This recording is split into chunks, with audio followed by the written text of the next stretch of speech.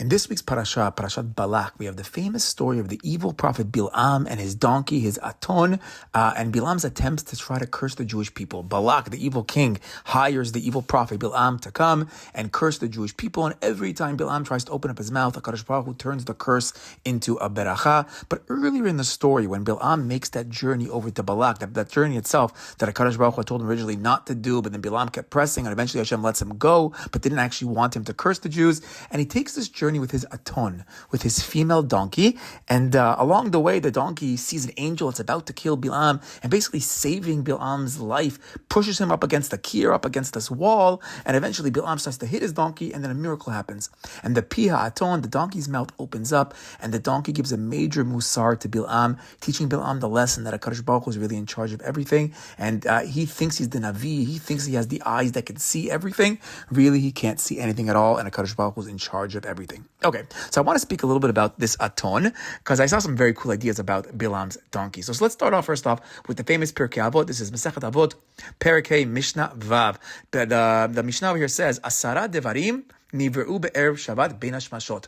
10 things were created erev Shabbat, on that first week of creation, Friday afternoon, in that spot that's part weekday, part Shabbat, part holy, part chol, that bein hashmashot time zone.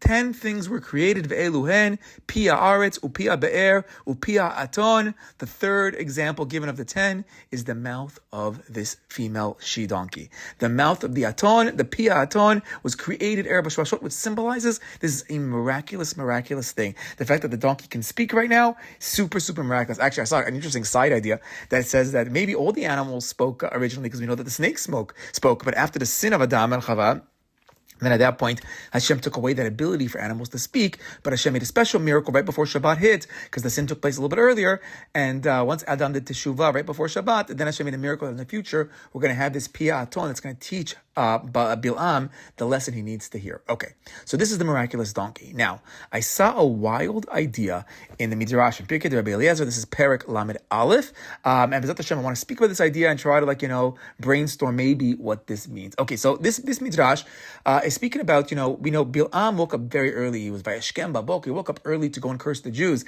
and he thought, it'd be a big zahut, zirizim makdimim, those that have a lot of zrizut, alacrity, they step it up. Here he's stepping it up to sin. He thought, if I step it up extra early, I'll have extra koach to do it.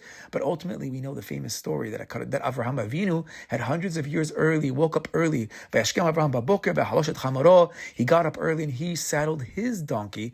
So this Midrash is playing up on this idea, but the Chazal tell us it was the zahut of Avraham, that Avraham had so many years earlier had woken up early to do the mitzvah and do the will of HaKadosh Baruch Hu. So that's going to be the zahut 100 years later to stop Bilaam's waking up early to go and do his cursing of the Jewish people. Okay, so says the Midrash, Pirkei Rabbi Eliezer. Hishkim Avraham Baboker. Avraham woke up early. This is by the Akedat Yitzchak. Avraham woke up early in the morning. V'lakachet Ishmael bet Eliezer, and he took his son Ishmael, his servant Eliezer, bet et Yitzchak beno imo, and his son Yitzchak with him. V'havash et hamor, and he saddled his donkey. Hu sherachav alav Avraham. This was the donkey that was ridden by Avraham. Hu hachamor ben ha'aton shenivret ben hashmashot. Why? This is the donkey, the son of the she donkey that was created ben hashmashot. Wow. So basically, this Midrash is telling us that what is this hamor that Avraham was riding and saddled up? It's the hamor that was the son of the aton that was created ben hashmashot. Now, I saw some of Farshim want to say that maybe it can be that the hamor was also created ben hashmashot, or this chamor of Avraham has the kedusha of its mother that was created ben hashmashot. But a wild idea. It's the donkey of Avraham is the son of the donkey of Bilaam. Now the question is why? So that's what I want to speak about in this Dvar Torah. And Ulai, maybe we're going to try to give some ideas. Okay, but let's go back to this Midrash. This hamor is the same hamor that Moshe is going to ride down to Mitzrayim. We spoke about this a couple months ago. The hamor Moshe was on the hamor, and hu hamor shatid ben David and this is the same donkey that Mashiach B'ezrat Hashem was going to ride. So Avram's Hamor was first seen in the early story of Avraham, then in the Moshe story, and then La'atid Lavo in the Geulah. This is the miraculous donkey, son of the Aton, that's going to save the day with Mashiach. Okay. So now, we mentioned that Avram waking up early, Vayashkem Baboker, his donkey story is going to be a zahut against Bilam's Vayashkem, against Bilam's donkey story. Okay, so that's the first level. The first level is we have Avraham as Zariz, he has extra excitement, so does Bilam, but Avraham doing it first is going to be the winning argument. But based on this midrash, that this donkey of Avraham is actually the son of the she donkey of Bilam, so kind of like the timeline, the Zmanim over here is like a little bit flipped, because you would think that Avram's donkey is the older one, and Bilam's aton should be the daughter of that. That's not what the Midrash is saying. The Midrash is saying that Bilam's aton was born first, and Bilam's aton is the mother of Avram's hamor. So the question is, why? So I want to throw out in this Dvar Torah a couple of ideas, a couple of thoughts that I had. Again, I'm not trying to say anything so definitive, but I just like to get ourselves thinking, why would Chazal want to teach us that Avraham's donkey is the son of Bilam's mother donkey? Okay, what's going on over there? Okay. So the first idea that I saw brought down, actually, I saw in a different source, that Hashem created both the aton and the hamor. The hamor we know is Avram's donkey that's going to be used to save the day. It's going to be the donkey of the Mashiach. It's like a very, very positive image. While the aton, although ultimately the aton does give a musar to Bilam, it teaches us a big lesson. But Chazal tell us that the aton and Bilam had a really strange relationship. A little bit of Gilui Arayot happening over there, some sexual terrible stuff taking place over there, and the Bilam's also his donkey ultimately his aton's ultimately have to be killed for embarrassing Bilam so much, and the donkey is not like, well, maybe there's certain positives of this aton.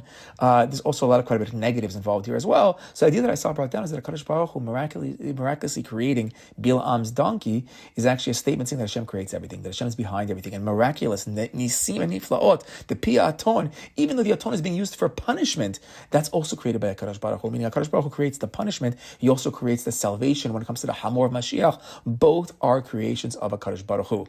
But we see that it's a little bit deeper, because here we have a mother-child relationship. So the aton and the hamor have a much more linked. So what's that all about? Okay, so I saw brought down in another source that Avraham is actually gematria hamor, because it's interesting. Avraham is gematria hamor, because we know he's the one that's going to conquer the hamor. Here we can say that hamor symbolizes chumriyut, the physical world, that Avraham is able to conquer the physical world, to focus on the spiritual world, to spread God to the world and not care about all the gashmiyut.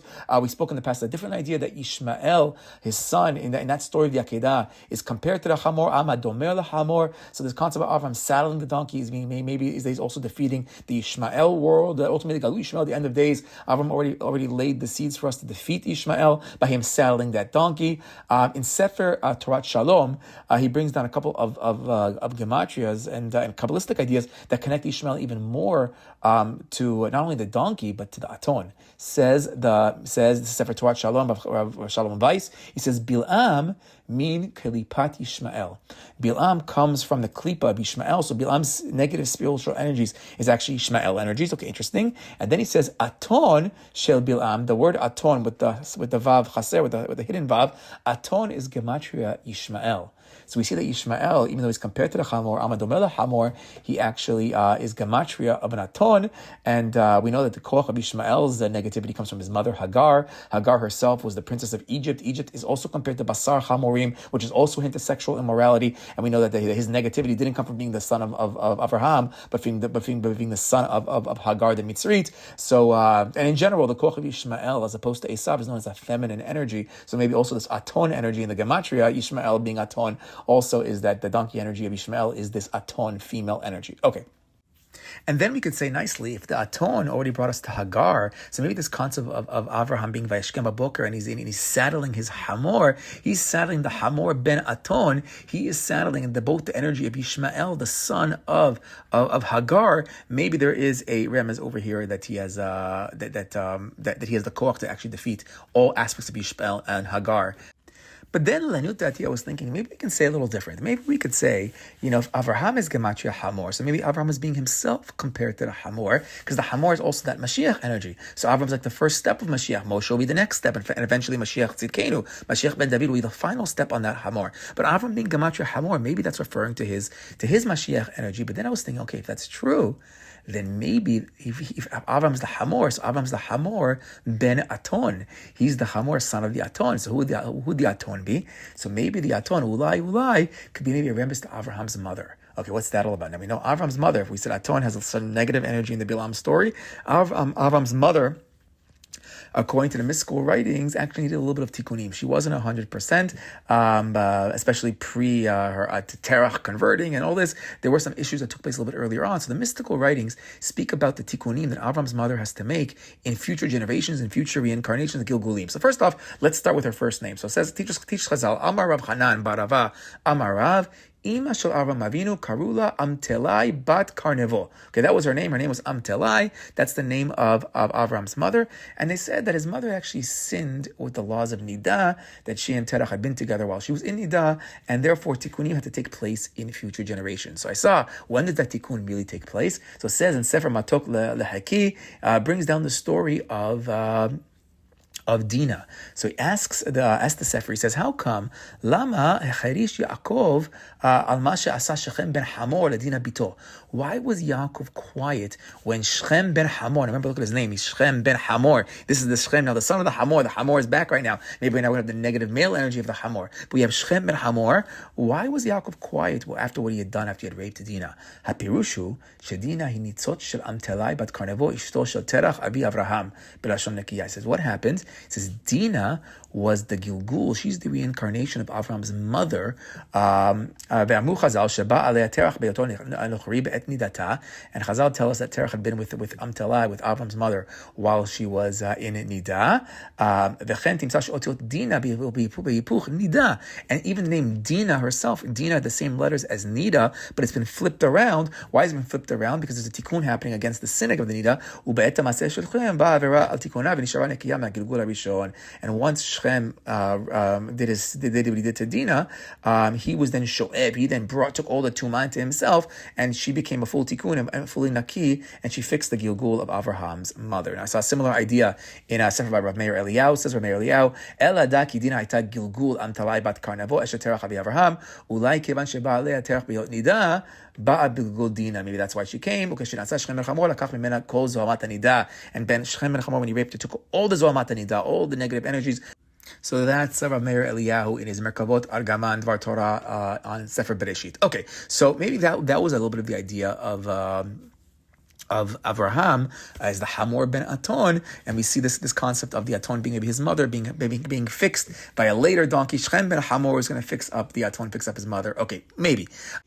One last wild idea that I saw brought down by Rav Chaim Kanievsky on his little perush at the end of the Ozvadar on the parasha. He quotes a Midrash Agada. Says the Midrash Agada that where did Bilaam get this Aton from? Where did Bilaam get this donkey from the creation of the world? Like what is this all about? Avram seems to have the Hamor. So how did he get the mother of Avram's donkey? Where did that come from? Says the Midrash Agada that Bilaam received it as a gift from Yaakov Avinu, because Yaakov Avinu was telling him, please, I'm going to give you this gift of the Aton, but do not give bad advice to Paro. Because we know, Chazal tell us that one of Paro's advisors, one of them was Eov. We're going to get closer to the Tisha B'Av soon, and we have Eov as one of them is Yitro, and one of them is Bilaam. And Bilaam was one of the advisors who gave bad advice for Paro to kill the Jews, to enslave the Jews, and all the terrible stuff that Paro did. Bilaam was one of those advisors, but says this Midrash Agada that Yaakov gave him the Aton to tell him, please do not give bad advice.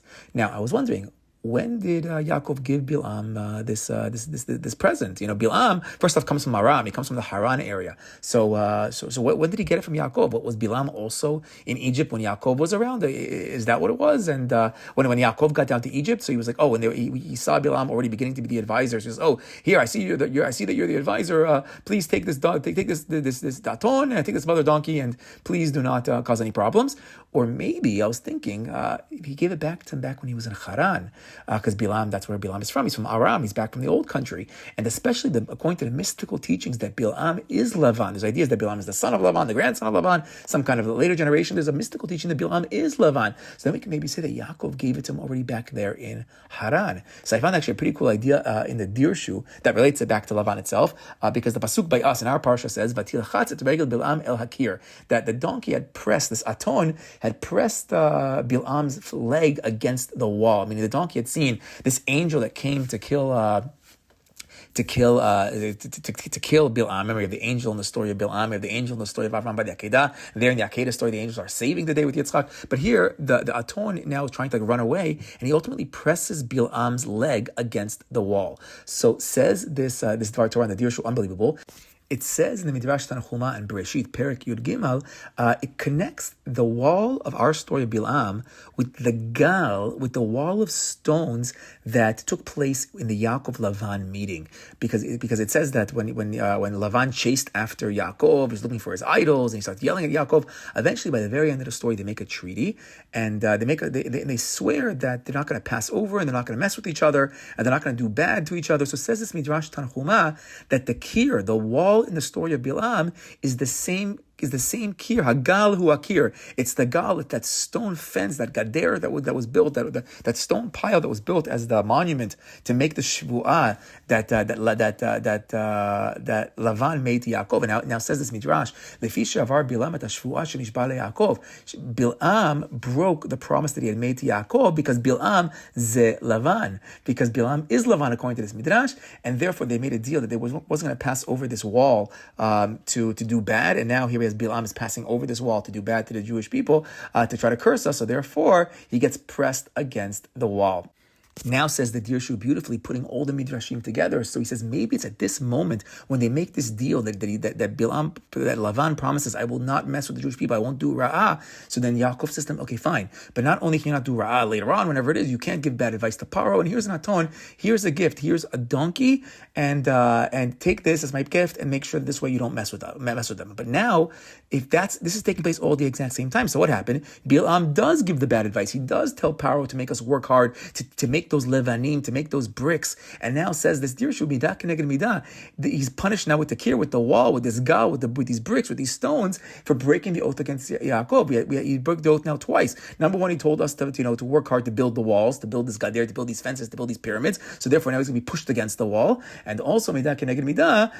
He now went to go do ra'ah, what he had promised not to do ra'ah, and this monument, this wall, this gal, is now going to come and take the retribution against them. Okay, so let's now say one last idea based on this Midrash Agadah, that I think it makes sense maybe that Yaakov gave the female Aton, because remember when Yaakov actually makes it back home and to see Esav, he says to Esav, yesh li shor v'hamor, I have the hamor, I have the male donkey with me, but he doesn't have the Aton, because where's the Aton? The Aton he had left behind with Lavan. Now I was thinking maybe we can say also just symbolically, the Aton staying back in Haran, the female staying back in Haran, back in Aram, actually makes a lot of sense, because we know that all the females, all of the imahot came from Haran. We have ourselves, Sarah, Rivka, Rahel, Leah, everybody, the Devorah, the Meyaneket, everybody's coming from Haran. That's where the holy women are coming from. And maybe Yaakov's trying to give Lavan, give Bilam a little bit of a zechut, make the right choices, use the bina of women, symbolized by the Aton. But ultimately, we're going to see that Bilam is going to sin, and that Aton is going to be back to preach to him against his mistake, to give him that musar, to teach us all those big lessons that HaKadosh Baruch Hu is one that controls everybody's mouth. Shabbat Shalom.